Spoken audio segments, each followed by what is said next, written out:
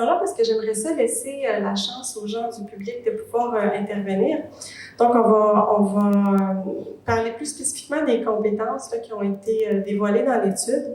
Dans le fond, l'étude a permis de définir un bassin de 38 compétences centrales pouvant être maîtrisées par tous les titulaires de doctorat, sans égard à leur profil.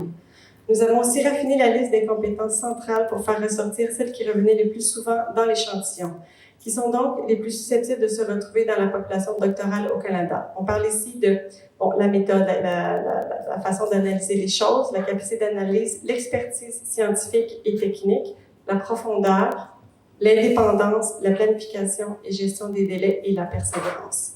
Est-ce que vous trouvez que ces compétences sont en mesure de bien définir ce qu'est un titulaire de doctorat?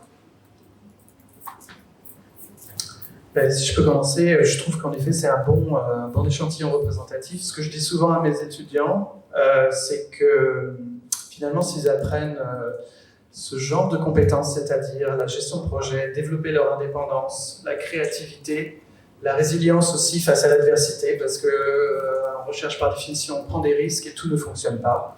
Et donc il faut savoir rebondir et c'est pas toujours évident. Et puis surtout, gérer son temps et développer vraiment cette capacité d'avancer par soi-même. Et ce sont des forces qui vont être très valorisées ensuite dans n'importe quel type d'emploi, je pense, d'assez haut niveau. Et donc je leur dis ça c'est les compétences que vous devez développer. Et si en plus vous pouvez développer des compétences techniques et scientifiques, c'est un bonus. C'est-à-dire si vous publiez un papier ou deux, tant mieux. Mais je pense que c'est important de changer d'optique un petit peu et de faire prendre conscience à la personne qu'elle doit se développer en tant que personne et grandir en tant que personne qui va devenir ensuite employable avec une grande diversité de qualités et d'expertise et de compétences. Un petit commentaire sur les compétences techniques. C'est sûr que tous les doctorants qui sont dans la salle, vous êtes tous des techniciens selon votre domaine, aucun doute.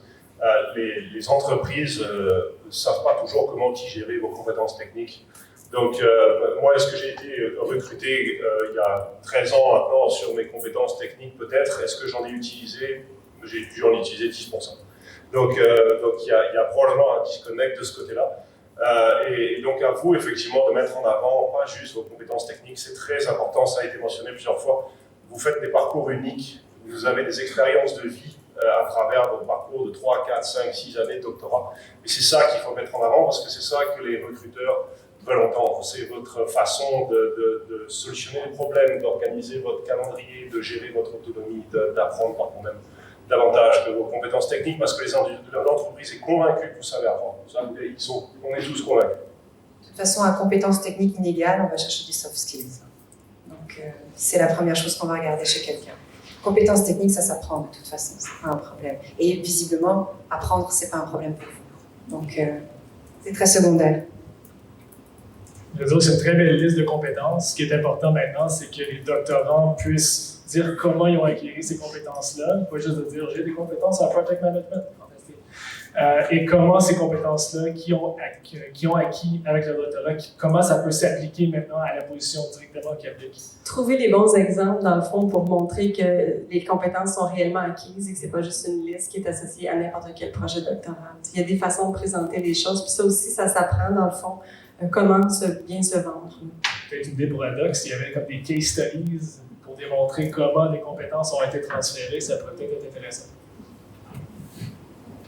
Je crois qu'au-delà d'aider, de soutenir, de former les étudiants à développer un discours, un savoir-dire sur leur savoir-faire, ce qui est tout à fait pertinent, je pense que le plus possible qu'on offre des environnements favorables à pratiquer ce discours-là, puis c'est ce qu'on essaie de faire, nous, en créant des cadres qui sont interuniversitaires, interdisciplinaires. Donc, même si c'est essentiellement basé sur des principes d'éducation par les pairs, les étudiants, entre eux, venant de plein de disciplines et plein d'universités, se pratiquent finalement à expliquer ce qu'ils font et à parler de leurs projets de façon beaucoup plus professionnelle, beaucoup plus vulgarisée aussi, parce que je crois que c'est un défi lors des entretiens d'embauche, dans des contextes professionnels, c'est de descendre un peu de son expertise ou de s'éloigner un peu du pointu dans lequel on travaille là, depuis quelques années.